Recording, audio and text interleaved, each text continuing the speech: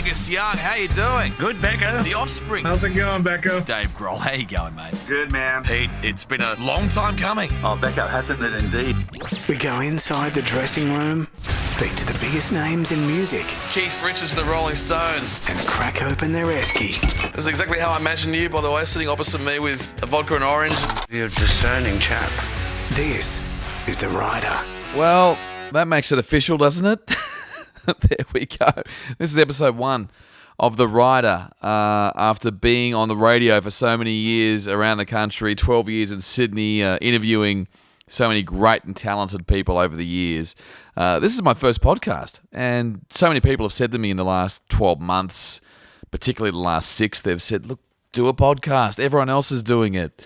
You can do it from anywhere. You can be traveling overseas and you can still record on your laptop. And I was thinking, I haven't got time for that. Who has time to make a podcast? But finally, it is happening. This is The Rider. Welcome to it. This is Becko, and thanks for tuning in and thanks for subscribing to it. We're on Instagram as well. Rider Pod is where you can find us. And week by week, we'll be talking to some amazing people with the Rider podcast. We'll be talking to musicians, but obviously people behind the scenes too. You've got so many interesting people who are managing bands. They're on tour. They're dealing with all the dramas of the road. And of course, it all comes back to one thing. What's in the Rider? What have you got in your contract? What are you demanding when you're doing these concerts? What's in the esky backstage? And we hear so many stories about extravagance, and then we hear other stories about, it's just a 6-pack of beer and maybe a fresh towel. So we've already got a lot of people locked in, and I thank those, especially a lot of mates of mine who've already put their hand up and said, yep, lock me in. This is Ep 1 of The Rider. We have got an absolute Aussie music legend coming on the first ep. These days, he's playing country, but you would know him as the songwriter for INXS over the years. He was pivotal to so many songs you knew. He wrote Never Tear Us Apart. He wrote Devil Inside. He wrote New Sensation, By My Side, Heaven Sent, Beautiful Girl, Johnson's Aeroplane, which is one of my favourites, To Look At You, and of course co-wrote so many with Michael Hutchence. And it felt kind of appropriate to catch up with him on this particular ep because it is the 30th anniversary of Live Baby Live, or Live Baby Live, depending on how you pronounced it, but one of the biggest concerts in the world at Wembley Stadium. It was sold out. It was a festival. It was a movie, a soundtrack, an album, and INXS just killed it at that particular gig. And also this week, it is the anniversary of the loss of Michael Hutchence as well, and we'll obviously talk about Michael. He's been a part of so many great rock and roll moments with INXS. These days, though, has gone for a simpler life, living in the country. So he's somewhere now half an hour out of Tamworth. And to give you an idea how remote he is, we've had 3 attempts to do this interview, and the first 2 times we had to postpone it because the weather wasn't right, because the internet was down. So I think, luckily, this particular time, it is all good to go. We have Andrew Farriss from INXS on Zoom from his farm. Let's get to him. Is that you, Andrew Farriss? Hey. It's just so good to see your face. And Andrew Farriss, how are you? Yeah, I'm awesome, Becko. How you going, mate? Mate, doing well. It's so good to have you on the podcast, The Rider. Now, I've got to start off every podcast with asking you what is in your rider. You've been touring with your band all the way through for the last couple of years. You had a bit of a break with COVID, but what is the one thing you ask for in the rider? Mostly, believe it or not, sort of, water and things to wet the whistle for myself and other members of the band that are playing with me at the moment. But also we have a bit of beer and wine after the show and whatever, not too much. And depends how much far we've got to travel and what our responsibilities are. And if I've got meet and greets or media and all that kind of stuff, all comes into play. But, generally speaking, we're a pretty healthy rider. In the old days, just for example, with INXS, Kirk and I, we used to wait till the lights went down on stage, and then he had his Marshall stack, and we used to, because I played keyboards kind of next to his guitar amp, and we had a bottle of triple sec and a bottle of tequila and a blender and a bucket of ice, and we used to try and make margaritas. I was good friends with Chris Murphy, and we would talk about the humble beginnings, but also the absolute, top of your game, and even just the Live Baby Live set up for the cameras and all the things that happen for that. We'll talk about that in a little bit, actually, about Live Baby Live, because I know it's the anniversary. I think this week or last week. How you been, by the way? Has it been a frustrating time? The EP out, then the album was meant to come out last year, and we got a bit of a taste. Must have been a tough one for you. Yes and no. I mean, I think it was definitely a confusing time, both for me and as an individual, but I would put that broadly across as Australians, but also around the world. I mean, back in February or March of 2020, I had very different plans, that didn't involve being locked up at home, hiding from people. I had very, very different sort of plans. And I think I'm not alone. It was kind of a disaster for most of those industries because by virtue of the word social distancing is a complete nightmare, because your whole role and your job and your task is to be as social as possible with people. I was lucky enough to go to a couple of your shows with your band, and I don't know how you put together such an amazing lineup, but you're pretty blessed. Thanks, mate.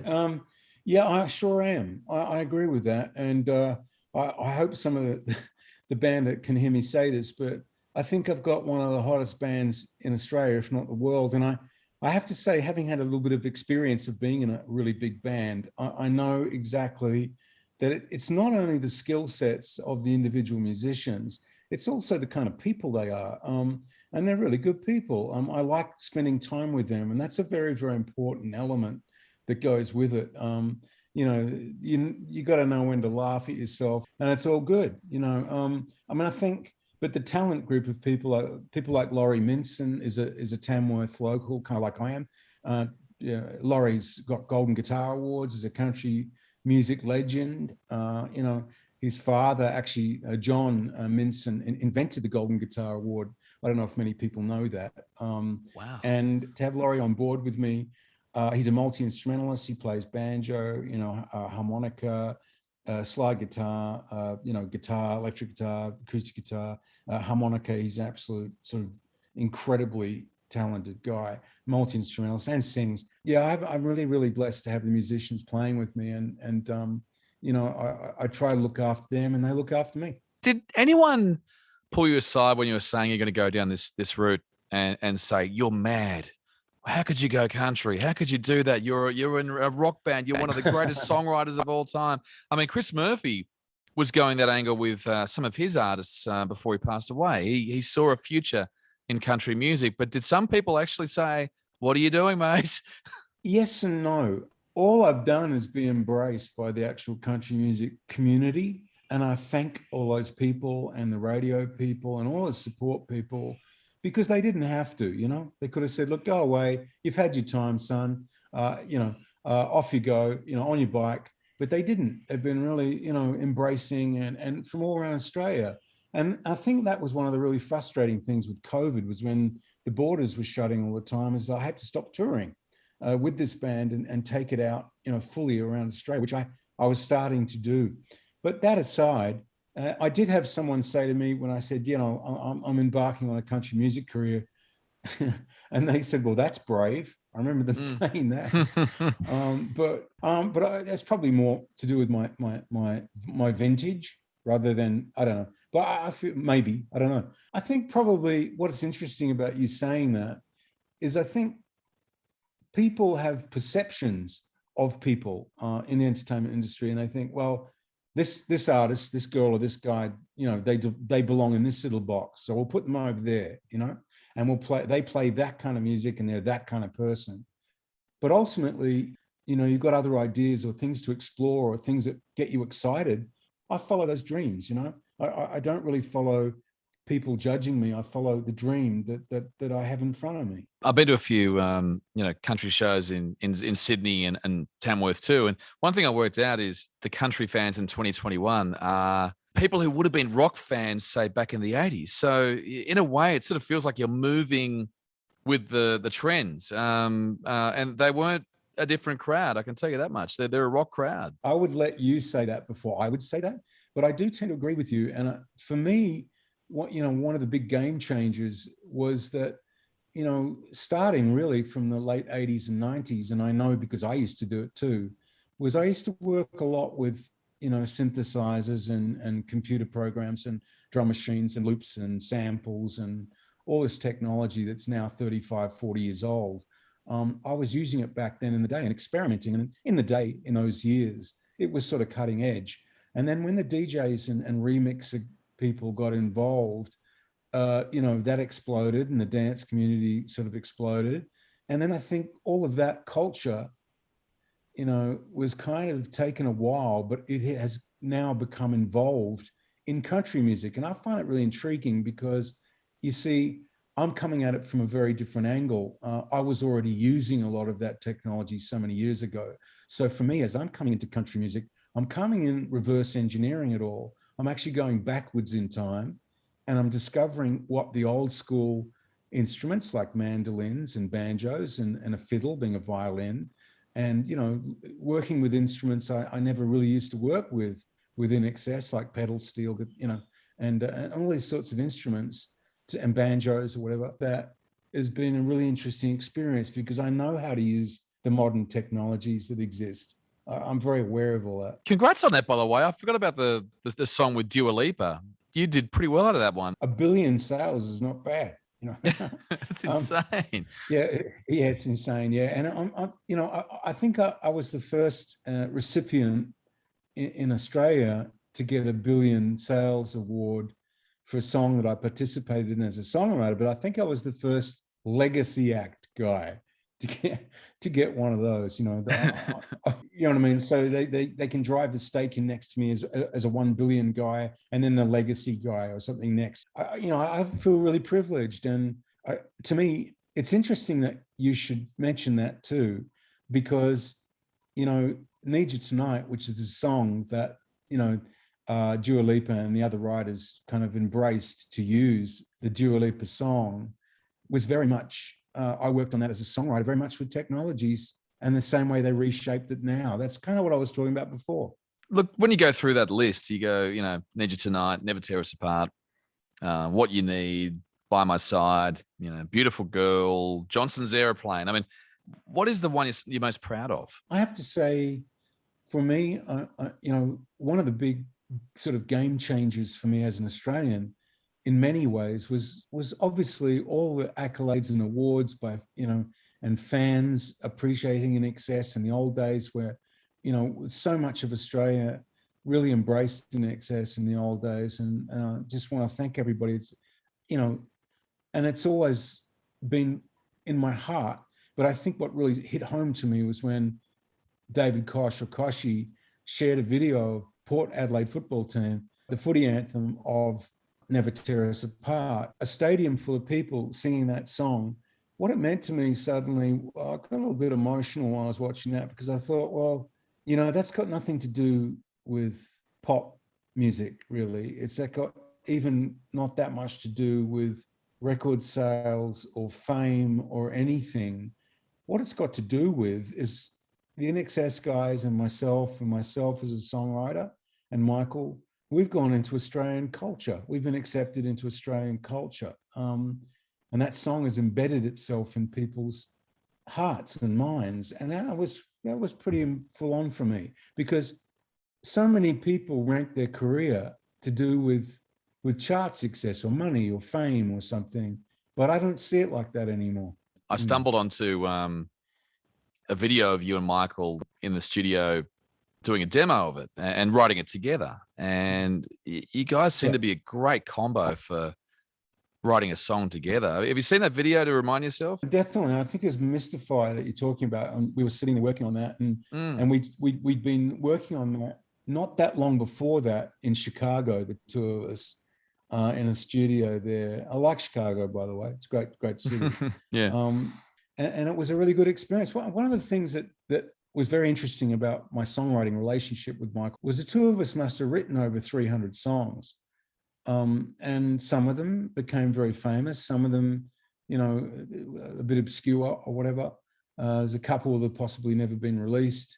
But what I will say is that we were very kind of different people. We worked differently, how we both contributed to songwriting. And I think that was the secret of our success. we both came at it from quite different angles a lot of the time. And I think it's that joining forces thing that was quite powerful with our songwriting. And I don't even think we both thought about it that much until later on in the band's career. I think for most of it, we didn't socialize much outside of work. I know that sounds funny, but I didn't see him much. We were either working on stage or in the studio or songwriting, but outside of that, he had his own social life, family life, and so did I. And so when we got together, it was very professional, and I think that really helped, is that we weren't competitive. He never played a musical instrument, for example. His voice and his lyrics were his instruments, whereas I'm a multi-instrumentalist and I write lyrics and I sing, but we weren't competitive, like that. And I think that helped a lot too. Yeah, watching that video, you were using the piano, I think, to do Mystify.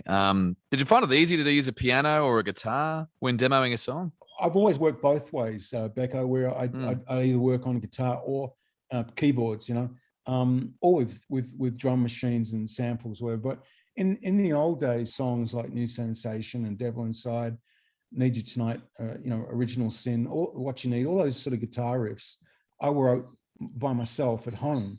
And then when we took them in and rehearsed them, either Tim or Kirk would play the riffs.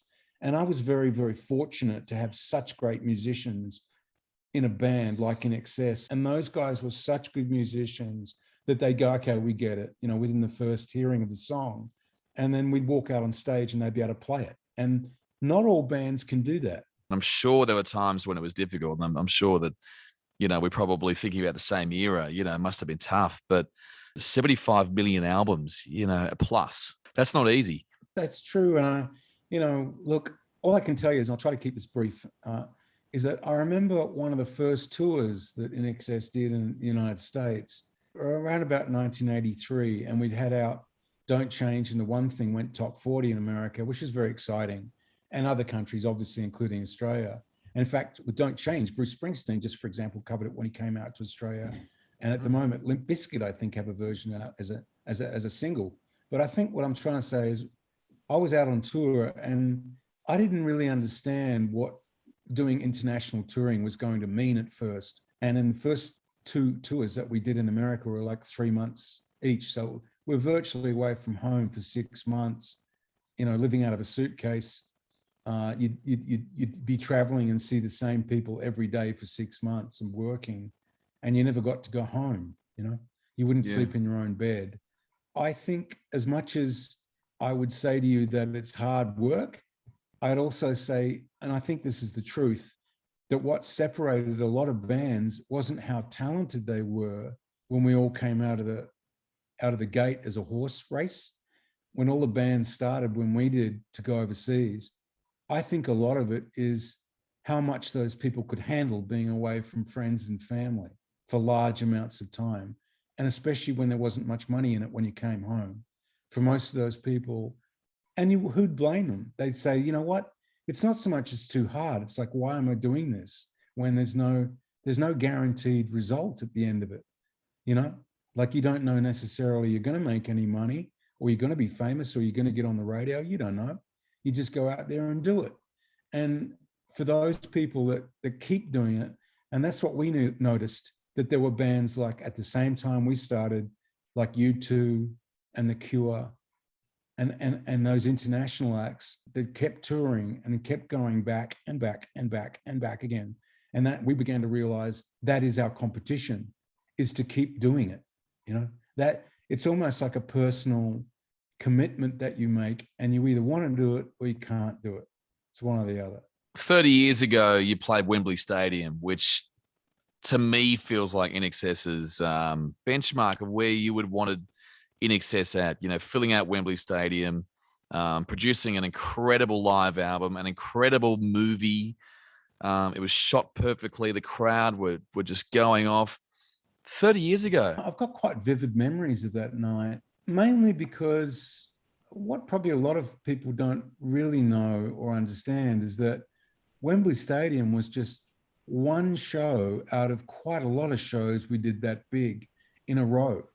And we played a bigger show at Rock in Rio in Rio de Janeiro in Brazil. And our support bands were Billy Idol, Santana, and Joe Cocker. And I'm a big fan of all of those artists. And I remember standing on stage, and there was 150,000 people in that stadium. And I remember looking at Carlos Santana was watching me play guitar. You know what I mean? I'm like, whoa, I used to listen to this guy and I was a huge fan of his, same with Joe Cocker, when I was a teenager, I'm like, man, these guys are great. And suddenly they're staring at you on stage, there's that kind of stuff that was going on. And same, we played Texas Stadium too. And our support bands were Guns N' Roses, Ziggy Marley, Bob Marley's son, and Iggy Pop.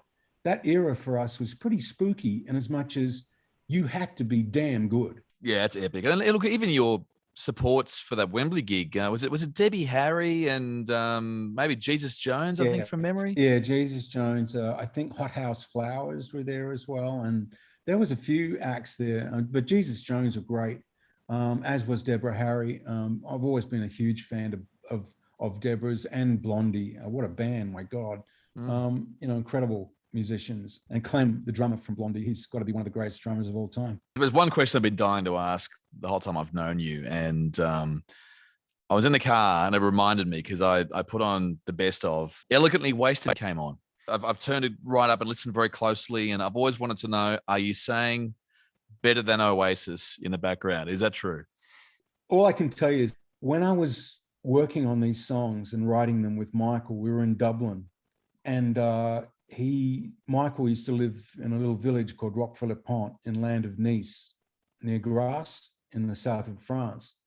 And he had friends like Johnny Depp, and he went out with supermodels, and he was mates with Bono and Edge and all those people. And I was raising a little family at the time in England, and we lived very different lives. But when I went over there to Dublin, we were kind of a neutral area. That's where the U2 guys were living. And so they invited us to go down to the studio, and we talked to them, and they asked us what we thought of the songs. And we said, yeah, it sounds good, great. And after that, I went back to the studio to keep working with Michael on the songs we'd been working on for Elegantly Wasted. And he started saying, look, I'm really into this vocal, but I'm feeling kind of, like I just want to do this by myself. And so you might as well just go home for the night, or go down to the pub and have a Guinness or something, a local pub. And I thought, that sounds good. So, I left him alone and gave him some space, said, sure, man, that's what you want to do. So I went back to the pub or whatever I did. He stayed on. Well, I didn't know till about 6 months after that, I'm sitting in a radio station in Canada, in Vancouver, I think it was. And the DJ had a vinyl spin of Elegantly Wasted. And she puts the vinyl on and says to me, can you tell me what he's singing in this chorus?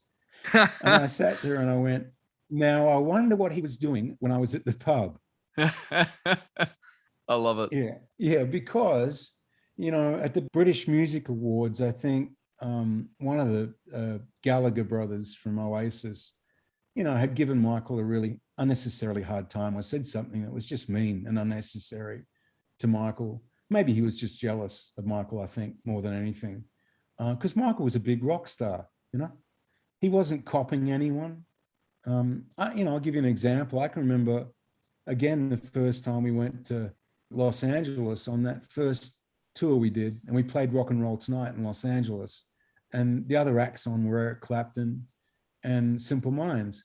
And I can remember after we came off stage, we played really well, by the way. We played great. And it went out, live on television. The next minute, Ray Manzarek from The Doors is standing at the dressing room in front of me saying, is your singer here? And I said, yeah, right. He's over there in the corner, And he said, would he mind if I said hello? I said, no, he'd love that. Come on in.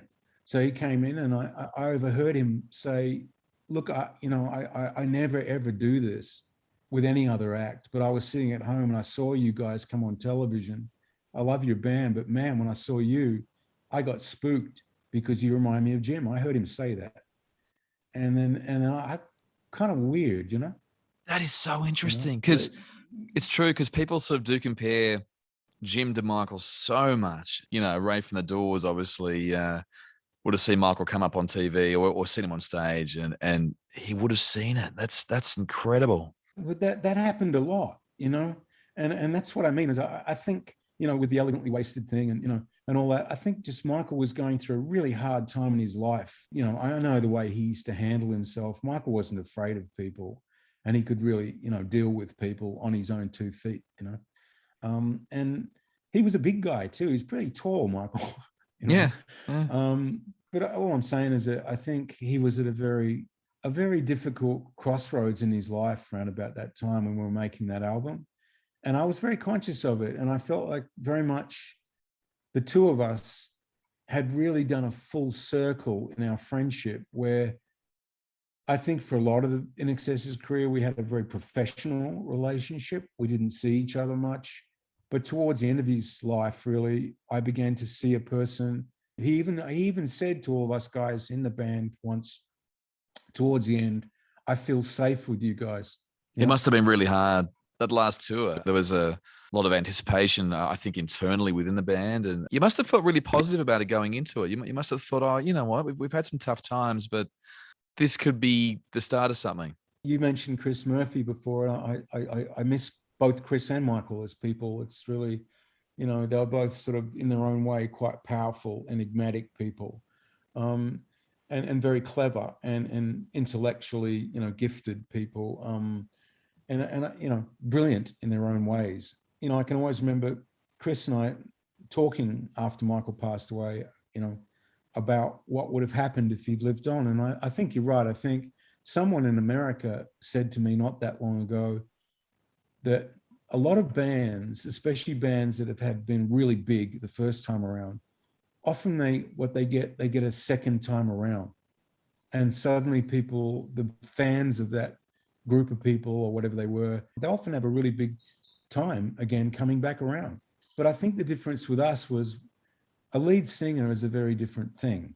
You know, I can't imagine U2 without Bono or the Rolling Stones without Mick Jagger, you know, or even, you know, and so for a lot of bands that try to replace those sort of enigmatic front people, it's very hard. After you lost Michael, I'm guessing, you know, you would have had so many reminders. And how did you get away from that? I think for me, you know, personally, there was, you know, a professional aspect to it. You know, Michael and I were professional songwriters. You know, we were in a very, very big international act together. So there was business levels to it. Then there was a personal level where we were school friends originally. And, you know, I won't deny that it was a really tumultuous sort of experience, not just for me, but obviously for his family and the rest of the guys in INXS and his friends and everybody else. It was a really tough time. But I think also I have my own family.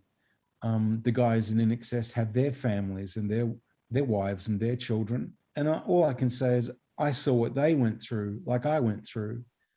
And, you know, I think a lot of people probably don't fully understand what that was like for the rest of us, is that, you know, we carried on. It wasn't necessarily all about Michael. It was also all about us, as we wanted to keep playing and performing because it was enjoyable to play and perform. And in a way, it's quite healthy and cathartic because you had a chance to go out there and play to audiences who loved the band's music, and they understood that Michael was no longer there, but they'd come along to see you anyway. And that sort of respect level, you know, was appreciated by everybody, I think, when we were doing it. I think towards later on, though, I think, you know, I think we realized that probably for the band's future legacy, it was probably a good time when we did to just leave the road for a while. We never said we wouldn't do it again, but I think it was healthy for us to just stop playing.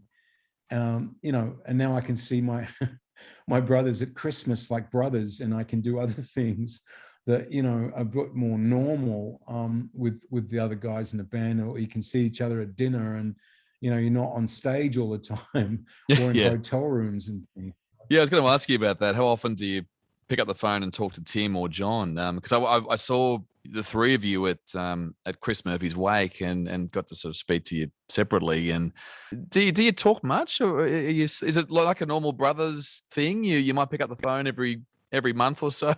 We do stay in contact. More generally, which sounds a bit impersonal, like sort of texts and emails, and they're not unfriendly. They're just, casual things. But also, I don't live anywhere near them either. Or my sister, I should add, our younger sister, Alison. I don't live anywhere near my brothers or my sister.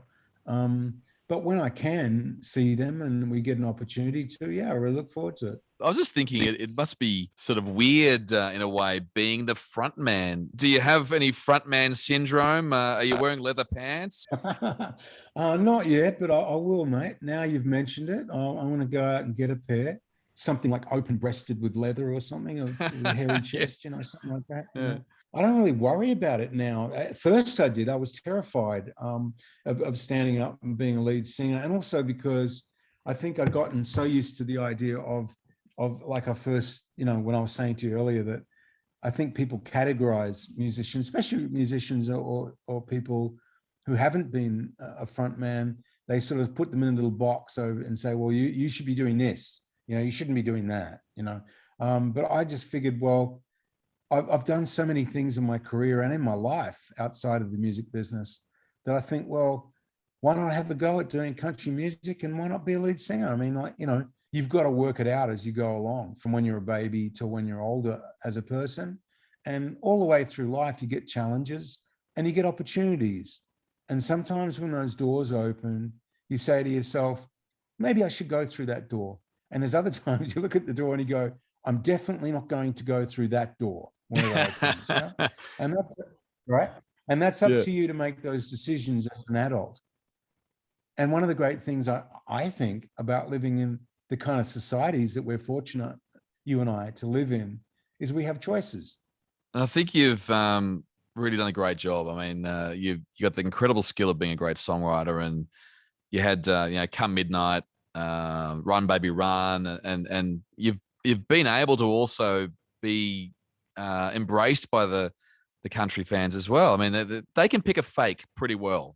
That's the one thing that you're not, because they have completely embraced you. I saw you in 2 different country shows, and you've done numerous shows in Tamworth as part of the festival as well. And that isn't easy. I agree. No, it's not easy. But then again, you know what, Becko? I don't think anything that's really worthwhile in life is very, very easy. My father passed away, Dennis, and obviously that's Tim and John, and my sister Alison's father too. But I can remember something that one of his old mates said at my dad's funeral he admired about my father was he would never give up on trying to improve himself. And congratulations to you. I think you've done a great job. And, you had the EP out first just to test the waters, and then finally we're able to release the self-titled album after a few delays with COVID and lockdowns and everything. And it's been so good hanging out with you on this podcast. Andrew, you're a great bloke, and I hope you and Melina are doing well as well. And we can't wait to see you on tour, hopefully very soon. Yeah, no, Becko, thank you so much for talking to me and taking the time. And I really appreciate the kind words you just said then. And all I can leave you with is to say that I'm getting better as a front man. If I make a mistake, I don't act like I did. I just move on, and at first I'd really beat myself up about it. But I think now I'm beginning to live with my human frailty on stage, and actually I can live with myself at the moment. So yeah, I'm good. Thank you. But you have a great Christmas and can't wait to catch up soon. All the best to you and your family, and we'll catch up soon. Well, there we go. Andrew Farriss. What an absolute legend. I mean, such a humble guy. I mean, you can see why he's done so well to move from being in one of the world's biggest rock bands to being a humble country music singer. And also how, we all define people as either rock singers or rock artists or country artists. But he said, you don't have to put people in a box. You can actually have new challenges. You can move on and try new things. And that's what keeps him hungry. And that was just amazing. And also just hearing about the songwriting within INXS and how he and Michael complemented each other. That was a great way to start off The Rider. Thank you so much for hearing the first episode.